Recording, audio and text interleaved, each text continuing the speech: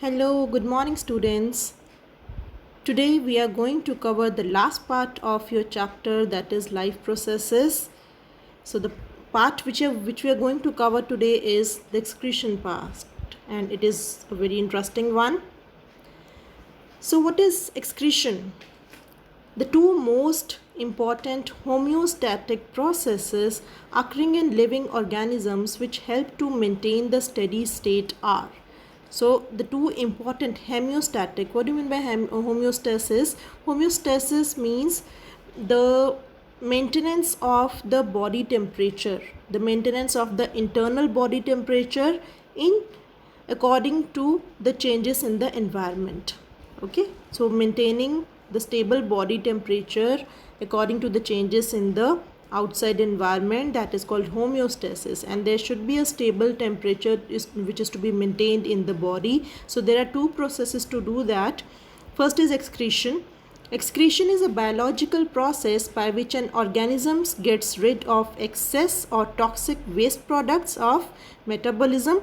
Osmoregulation, it is a process that maintains the amount of water and proper ionic balance in the body fluids. So these both processes are very important. So what is the importance of excretion and osmoregulation? It removes the unwanted byproducts of metabolic pathways which hinder the chemical equilibria of reactions. Means there are so many reactions taking place in our body, metabolic reactions are taking place. So to maintain the equilibrium of the reactions, there should be a stable temperature so that the unwanted activity should not take place. So that is osmoregulation and excretion, maintain that temperature for the reactions which are taking place inside the body, and removes many toxic chemical substances which damage the cells, act as enzyme inhibitors, or affect the metabolic activities of the organism. It regulates the ionic concentration of body fluids. So you know that there are essential ions which are required by the body, mineral ions are there. So it has to be in proper concentration, because proper balancing of ions is necessary for the enzyme activity, protein synthesis, production of hormones, permeability of membranes, muscle contraction, and many other metabolic activities are there where the proper concentration of these ions are required. It also regulates the water content of the body fluids, which is very important in maintaining the solute potential and volume of body fluids. And it regulates the pH of the body fluid, that is the pH of urine varies between 4.5 and 8. Now first, before going into excretion in human beings, we will study about excretion in animals. So protozoans, that are single-celled animals, they lose waste matter by simple diffusion through the cell membrane into the surrounding water. And some excretion occurs by contractile vacuoles also, like amoeba. Okay, in earthworm, excretion occurs through nephridia. Insects, centipedes, arachnids, millipedes have Malpighian tubules as an excretory part. Mollusks and vertebrates have kidneys. Major excretory products of animals are nitrogenous compounds such as ammonia, urea and uric acid, bile pigments, water, and small amounts of other waste products. So these are all nitrogenous compounds. These are called excretory products of animals which have to be removed out from the body. So if you look at excretion in human beings, so excretory system in human beings, that is urinary system, consists of a pair of kidneys, a pair of ureters, a urinary bladder, and a urethra. So the two kidneys are located towards the back of the lower part of the abdominal cavity, one on the either side of the backbone. Left kidney is slightly larger and placed a little higher than the right kidney. So why right kidney is little lower? Because of the placement of the liver on the kidney. The blood from aorta enters into the kidneys via renal arteries and returns to the posterior vena cava via renal veins. Urine formed in the kidneys passes by a pair of ureters to the bladder where it is stored until it is released via urethra. So you can see here the structure of the urinary system. So aorta and the vein. From the aorta the blood is coming to get filtered. Okay, it is entering the kidneys, and what is happening in the kidneys we'll study later on. And again the filtered blood is going back to the heart through vena cava. Okay, so this is the part. This renal word is used for the kidneys. Okay, wherever you see renal vein, renal artery, renal failure, so renal is the associated word with kidney, and it has a pair of ureters. Then this bag like structure is there. This is your urinary bladder, and then passing out of the urine through urethra. So this is human excretory system. Structure and function of, next is structure and function of kidneys. So if you look carefully at the diagram of this kidney, so you can see that each kidney is purplish brown in color. It is slightly flattened and shaped somewhat like rajma bean, kidney bean. 12 centimeter long, 6 centimeter thick, and weighs about 150 grams. So a kidney, first of all, students see the structure of kidney. Okay, so this is the renal vein going out here, then renal artery. This is the medulla portion. Okay, you can see these petals like structures. This is medulla region, and side to that is the cortex region. Okay, so but the rest other things are not so important. So you just know, you should know the cortex and the medulla part of the kidney. A kidney is made up of numerous microscopic excretory units called nephrons. So this is very important. Nephron, it is the structural and functional unit of kidney. Okay, of excretion also you can say. This is the most important part in this excretion, structure of nephron and how does it function. So nephron is structural and functional unit of excretion. Single kidney contains about 1 million of nephrons.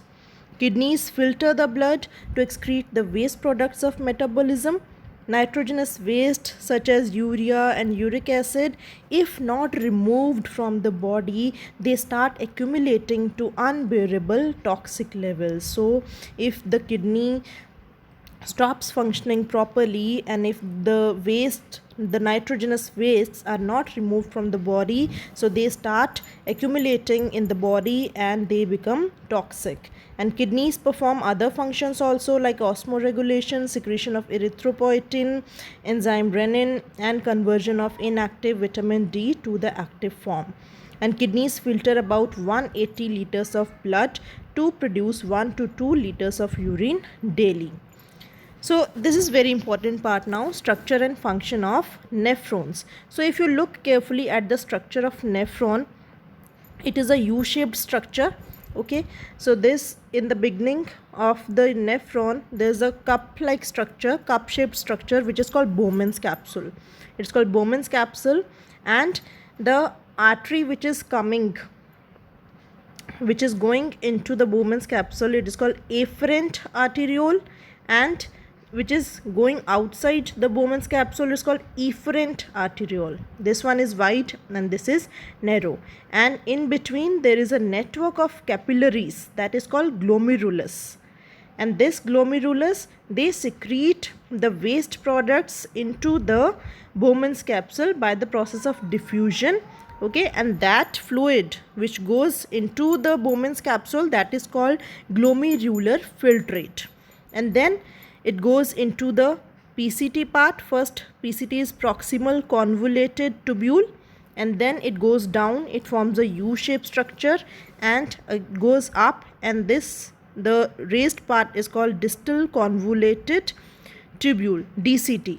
Okay, and finally it falls into the collecting duct. So in this collecting duct, the separate millions of nephrons, they are working and they are pouring their waste into the collecting duct, which is going to the ureters.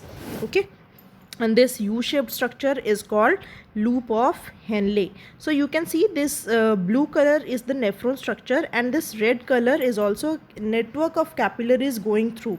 So in between these Henle's loop also there is reabsorption is also taking place, means the essential substances, the essential ions which are required in the body, they should not go out in the form of urine, so they are reabsorbed in this loop of Henle. Okay, so that's why there's a network of capillaries which are winded to the loops of Henle to observe selectively the essential ions from the loop of Henle. Okay, so if you look at this, nephron has a cap-shaped upper end called Bowman's capsule. It contains a bundle of blood capillaries called glomerulus, and blood entering into the glomerulus carries waste which are filtered out in the Bowman's capsule, and that fluid which is filtered out in the Bowman's capsule is called glomerular filtrate. It contains sodium, potassium and chloride ions, glucose, amino acids with urea, uric acid and a large amount of water.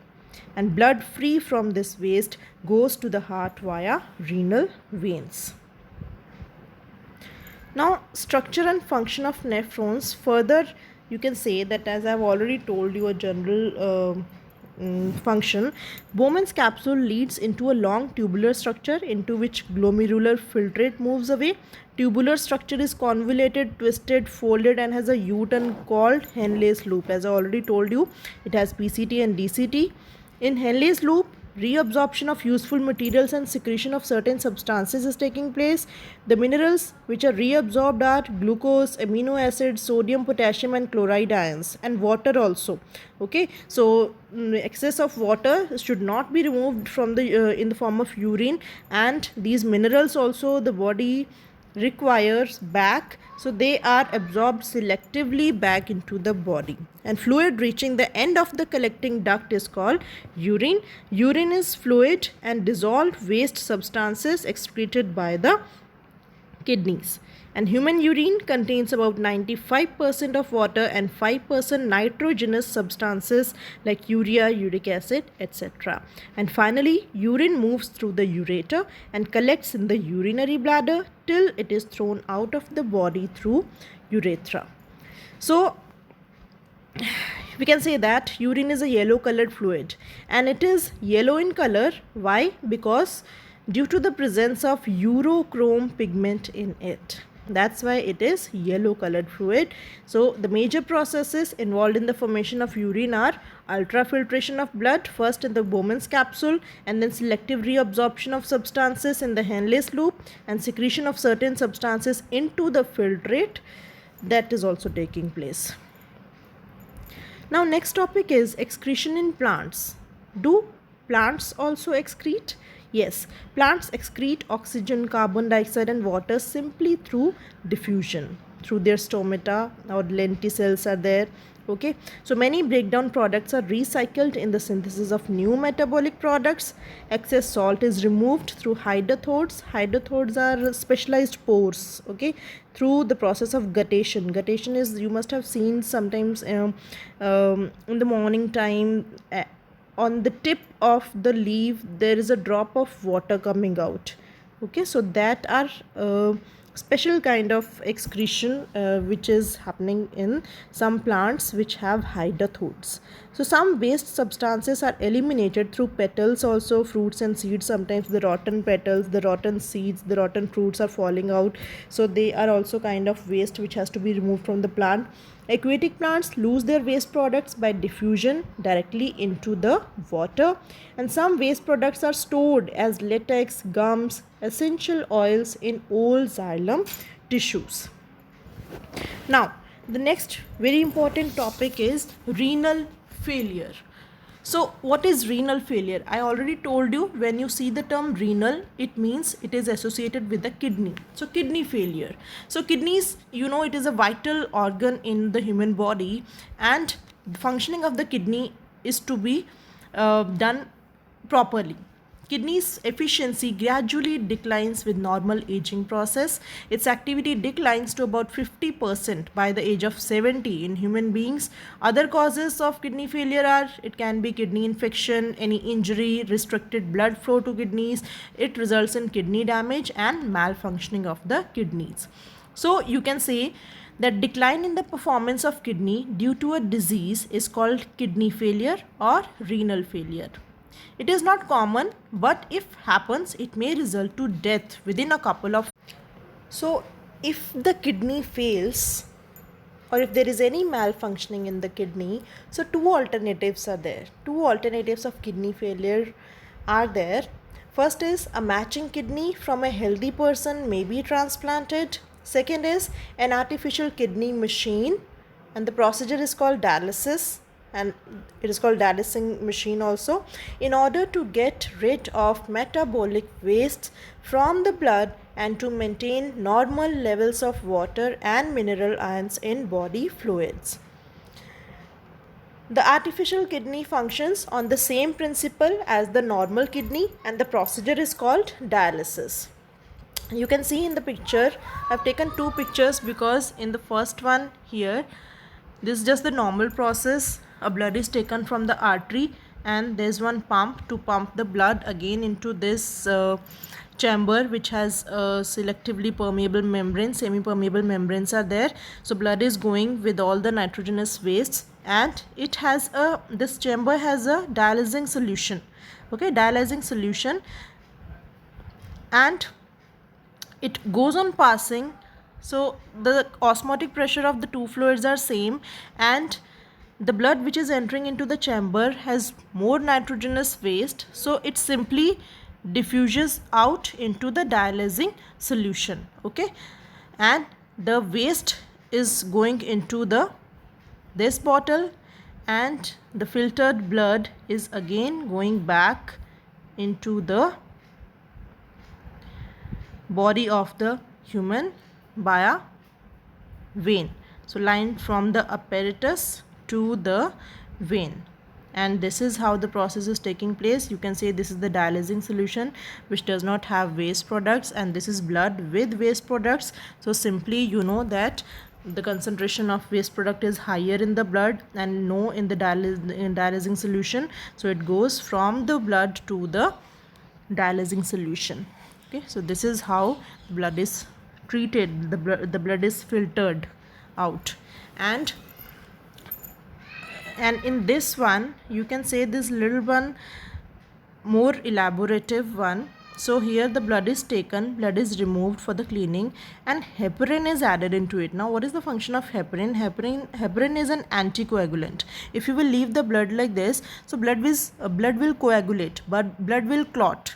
So to stop the clotting, to stop the coagulation, heparin is added. Okay, so heparin is added, and there's a blood pump also which is pumping the blood, and there's one this monitor also which is maintaining the pressure, means to find out the pressure, because the blood has to be some under pressure which is going to the dialysing chamber, and from here dialysis fluid is going in, and from one it is going out, from where it is going out means the dialysing fluid contains the waste. Okay, from here the fresh dialysing fluid is going into as a dialyzer, and again the filtered blood is, first the pressure is checked of that blood, and then it is entered into the vein of the human body. So here heparin and this pressure monitor is additionally shown to understand it in a better way.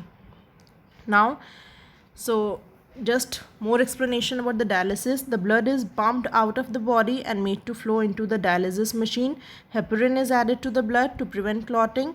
Dialysis machine contains a number of tubes with a semi-permeable lining suspended in a tank filled with dialysing fluid. This fluid has the same osmotic pressure except it is devoid of nitrogenous waste. Blood is passed through these tubes. The waste products from the blood pass into the dialysing fluid by diffusion, and purified blood is pumped back into the patient.